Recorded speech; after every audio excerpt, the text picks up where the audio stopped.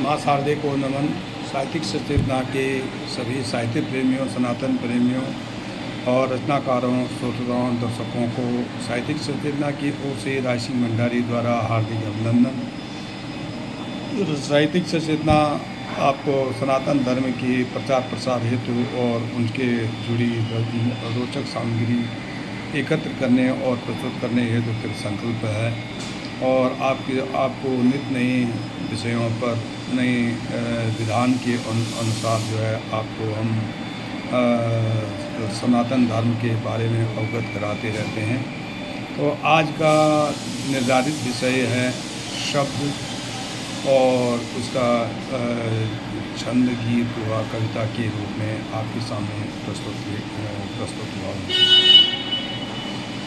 कविता प्रारंभ करने से पहले आपको जरा इन 5 विषयों के बारे में हम आपको बता दें कि शब्द, स्पर्श, रूप, गंध और रस, ये 5 प्रकार के विषय हैं जिनका कि हमारे 5 जल तत्व, जो 5 तत्वों से जो हमारा शरीर बना है उससे सीधा संबंधित हैं। जैसे शब्द से आकाश है और स्पर्श से वायु, अग्नि से रूप और रस से जल और गंध से पृथ्वी, जिनका कि कान, त्वचा, आँख, नेत्र और जीवा और नाक, ये 5 हमारी ज्ञानेंद्रियाँ हैं जिनके एक दूसरे के अगेंस्ट में एक दूसरे के अनुसार ये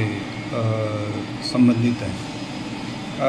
जिस प्रकार से शब्द आकाश है तो हम कान से सुनते हैं। स्पर्श जो हम स्पर्श है, हम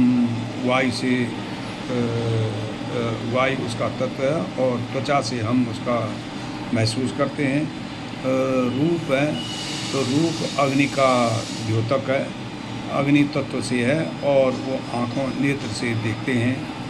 रस उसके जो तत्व है वो जल है और हम जीवा से चखते हैं। और गंध है जो पृथ्वी उसका तत्व है और हम नाक से सूंघते हैं।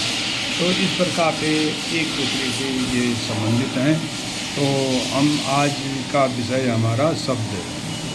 तो ओम शब्द से होता आरंभ जो है ध्वनियों का मूल। ओम शब्द से होता आरंभ जो है ध्वनियों का मूल।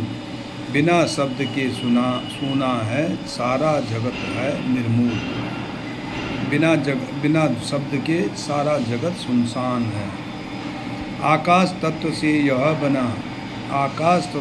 यह बना ज्ञानेंद्री इसके कान।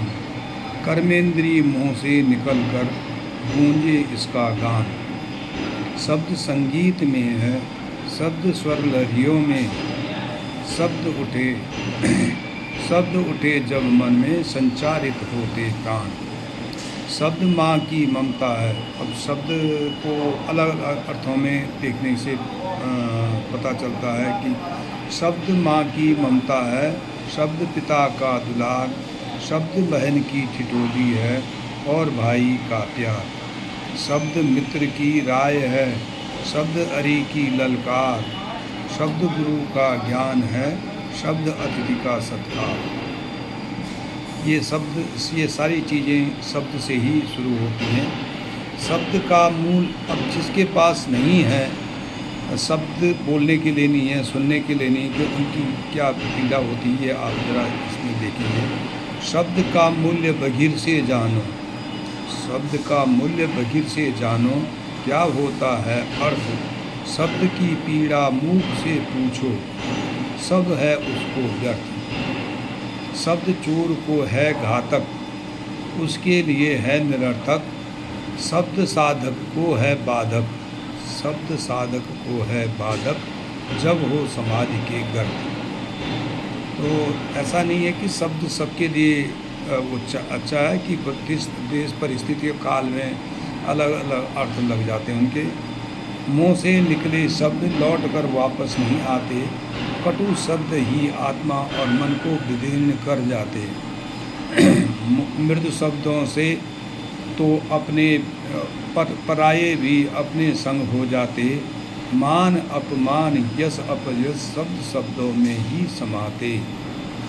प्रशंसा का एक शब्द मन में करता उत्साहवर्धन, प्रशंसा का एक शब्द मन में करता उत्साहवर्धन, निंदा का तो एक शब्द भी मन का करता मानमर्दन।